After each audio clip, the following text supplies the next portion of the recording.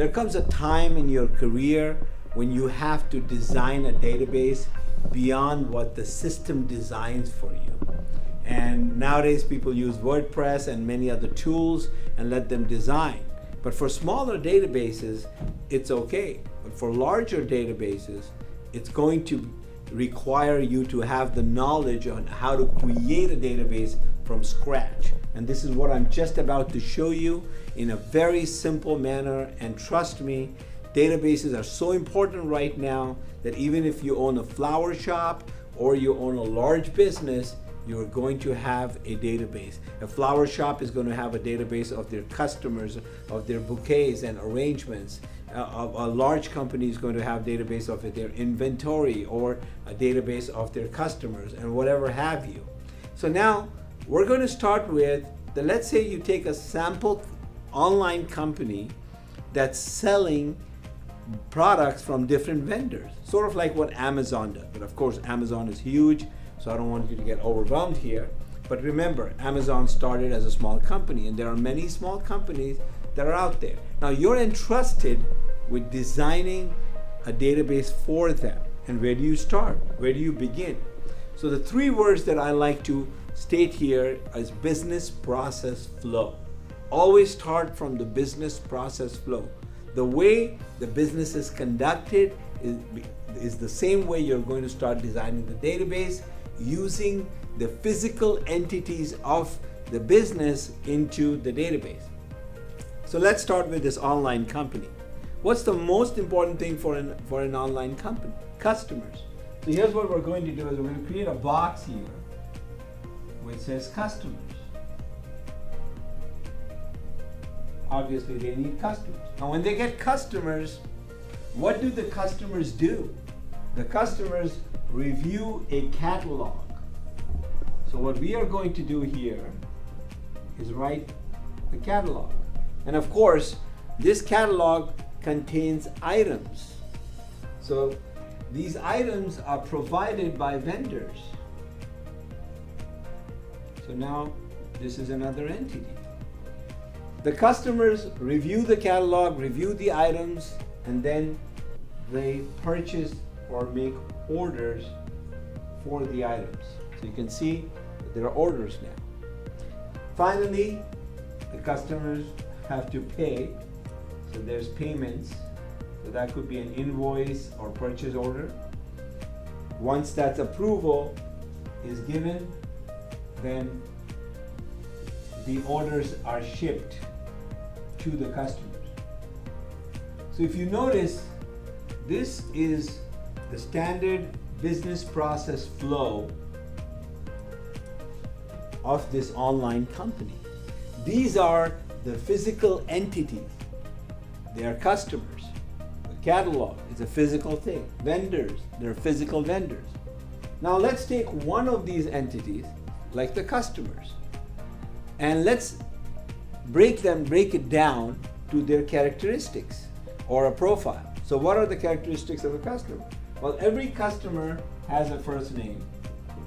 Every customer has a last name. I'm writing a little short here. So FN for first name, LN for last name. Every customer is going to have a billing address. So we're going to write address. The address will contain address 1, then there will be address 2, then there will be city, state, and zip, and finally phone. So as you can see, that every customer is going to have a first name, last name, address 1, address 2, city, state, zip, and phone. And then there can be more things added, but these are the basic characteristics. Now let's look at the catalog. What does a catalog have? So again, if I break it down, so the catalog is going to contain an item. The first thing an item is going to have is a category. Every item belongs to a category. Is it apparel? Is it electronics? Is it an appliance? That's your category. Now, then the item is going to have an item name.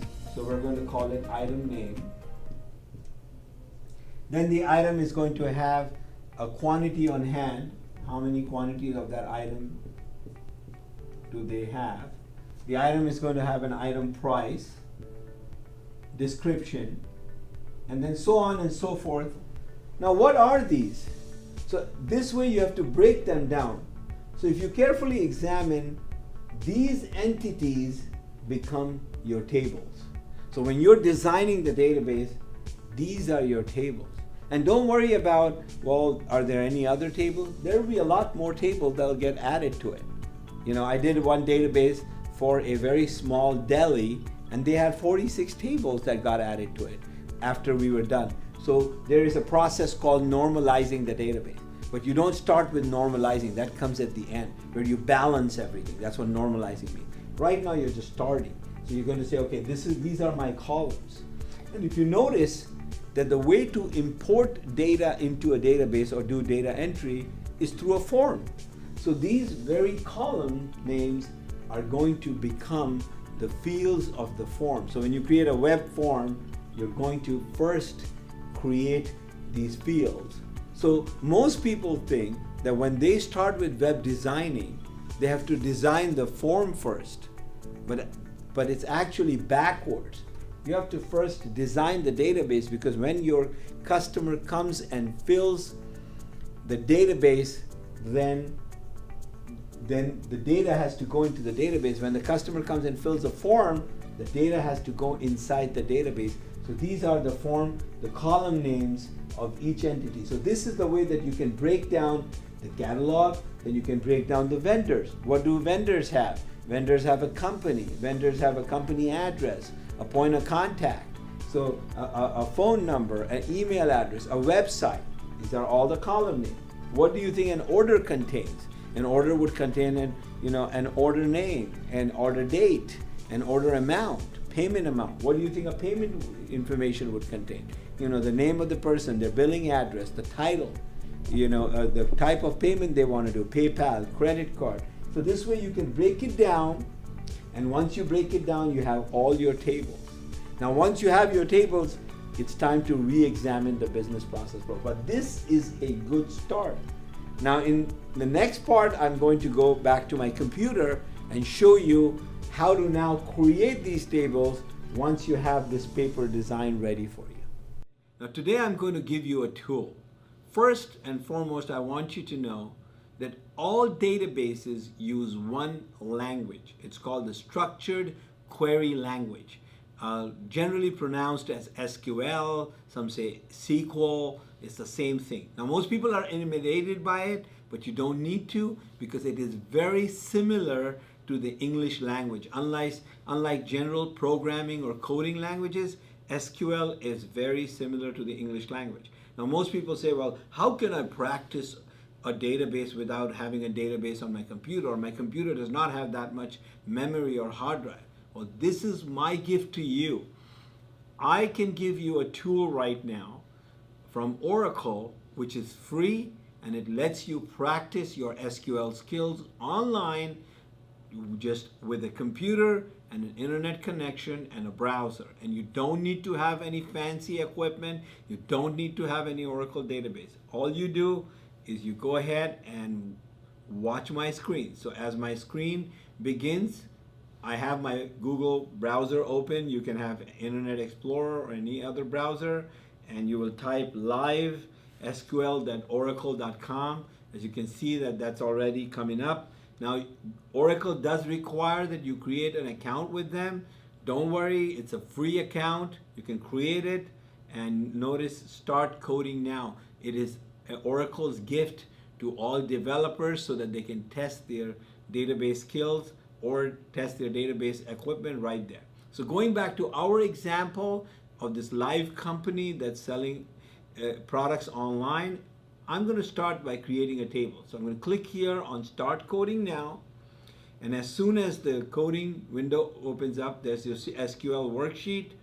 Now you have to type a little fast because it ends the session really quick. It doesn't have any idle time. So our session might end because I'm talking in between. So first, all create statements will begin with create table, because you're creating a table with the name of the table. Our table will be called customers. And then you have an opening parenthesis to display the column. Now the first column of every table must be the primary key column. This is the column that represents, it's like the leader. It is a unique number. It cannot have spaces. It cannot have duplicates in that column. So generally what I do is I create a special column called customer ID.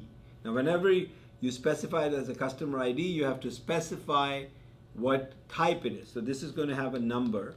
So I'm letting it know it's a number followed by a comma. Then the next thing we're going to do is provide the name of the columns. Now I'm not going to write all the columns there, but we'll just write a few of them. So just remember one more tip. A column cannot have spaces. So I know that when I tell you to type first name, you'll type the word first and name, but you can't have spaces. So you'll have to type first name, and then first name is variable character, so varchar2, that's the type. And usually I give about 40 characters. What do you think? 40 characters is enough for a first name? Well, if your first name is more than 40 characters, then I really suggest you go ahead and change it, because that's way too long, no offense.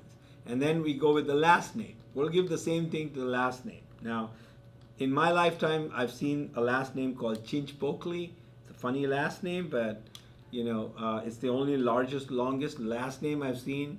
If your last name is larger than that, then maybe you can add more characters. No harm, no foul. And then we can go down to address and phone and city, but I'm going to just go ahead and use email for right now. And again, email is varchar2 as well. And we're going to go ahead and give email as well as 40 characters. Now, if it was an address column, then we can go ahead and add more. Phone, I'm going to give phone a character because most phones are 10 digits, so I can just give character 10.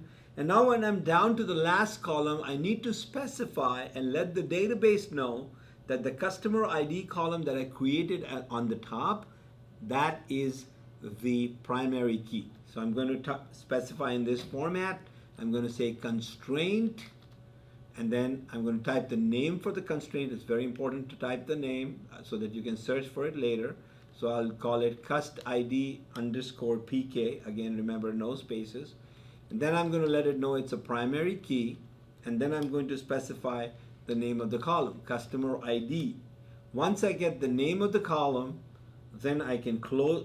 Then I can go ahead and close my closing parenthesis. So this is now my table created.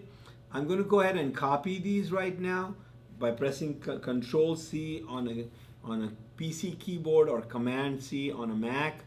The only reason I'm copying it because I took too much time to type this up. So when I click run, Oracle might say your session has expired because it gives you only a few minutes on this online one. So let's see. And notice that our table is created. So right now we have our first table created called customer. In this manner, you can go ahead and create multiple tables and then form your database, your own custom database, and then create the forms from your website to input data into the database. So that's my gift from me to you on how to create a database. Go ahead and leave your comments below. Tell us how you liked it. Don't forget to subscribe because we're going to have more videos coming in. And oh, by the way, if you need a specific video or something you want to learn, go ahead and put it in the comment section. We'll take your request and process it soon. Until later, see you next time. Take care. Ciao.